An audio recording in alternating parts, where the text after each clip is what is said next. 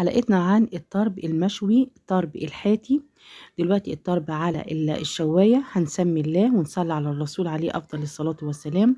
وده كده معانا فرش الخروف، هنقول بقى هنقطعه ازاي وهنستخدمه ازاي. أول حاجة بيكون معايا 3 بصلات كده متوسطين. هبتدي أبشر البصل ده وبديه رشة كده من الملح، وبديه كده تقليبة، وبسيبه كده يقعد كده 3-4 دقايق عشان البصل ده ينزل المية بتاعته. حطيته بقى هنا في قلب مصفى، وابتديت ان انا كده اعصر البصل كده زي ما انتم شايفين عشان نتخلص من المية بتاعته. بجيب بقى اناء وبحط هنا كيلو من اللحمة المفرومة. دي لحمة كده صافي، معانا بقى الطرب يبقى فيه دهون. وبحط هنا ال3 بصلات اللي هو بس تفل البصل. بدي بقى كمان رشة من الملح والفلفل الاسود، واحط كمان معلقة من بهارات الكفتة المشوية، وكمان رشة من جوز الطيب. هبتدي بقى اعجن المكونات كده مع بعض عجنة كويسة لحد كده ما تمتزج المكونات كلها مع بعض. دي خطوة مهمة جدا. بعد ما هنخلط المكونات كلها كده مع بعض، هبتدي ان انا اغطي الاناء وهركنه كده لمدة 10 دقايق كده او ربع ساعة يرتاح.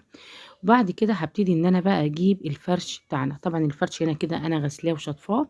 هبتدي بقى دلوقتي ان انا اقطعه. انا هنا قطعت، يعني لو انت شايفة كده زي نص دايرة بالظبط، والنص دايرة دي هقطعها على قطعتين كأنها زي ربع دايرة زي ما انتوا شايفين بالطريقة دي.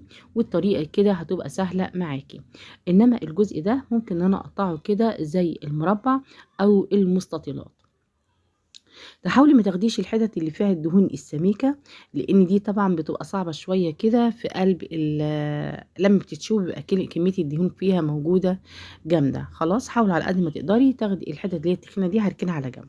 كده خلاص بقى جاهز معايا. هبتدي ان انا كده اصبع كده زي صابع، كأنك بتعملي كده صابع الكفتة اي شكل، وبتبتدي ان انا تحطيه وتبرمي كده زي المحشي بالظبط. ولكن من هنا لازم تدخلي الاجزاء كده الطرفين من جوه على قد ما تقدري، تدخلي كده حتت الدهون دي عشان ما يطلعش حتت اللحمه خالص من الجوانب واحنا بنشوي. هنعمل واحده تانية. هبتدي اخد كده كميه من اللحمه، يعني بصوا يا دوبك كده، يعني كمان ما تكبريش قوي عشان ما تعرفيش تلفيه، يعني على قد الكميه اللي انت هتلفيها على قد الحته بالظبط. بتلفي وتضغطي كده بالجامد لحد ما يتبرم معاكي. وبعد كده ببتدي ان انا ادخل الجزئيه دي كده زي ورق العنب كده. بصي احشريه كده بالجامد. هنعمل من ناحيتين، هعمله بيه الطريقه دي. طبعا الناحيه اللي هي هتبقى المعموله منها دي اللي هنحطها على الشوايه. هنعمل واحده كمان اهي بالطريقه دي. بحط هنا الصابع اهو، ببتدي ان انا الفه زي صابع المحشي بالظبط، بس بكون بضغط عليه كده بالجامد، وببتدي ادخل الطرفين بالطريقه دي. خلاص عشان ابقى متاكده بس ان هو يبقى محكم معايا. خلاص عملنا الكميه كلها.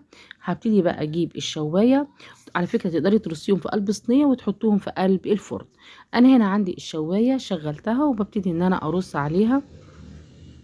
بحط الطرف اللي هو اللي احنا برمينه كده من تحت اللي هو المفتوح، هو اللي بيحطه الاول على الشوايه من تحت عشان يتبصم معاكي بالطريقه دي. خلاص هحط الكميه كلها او على حسب ما هتاخد معايا.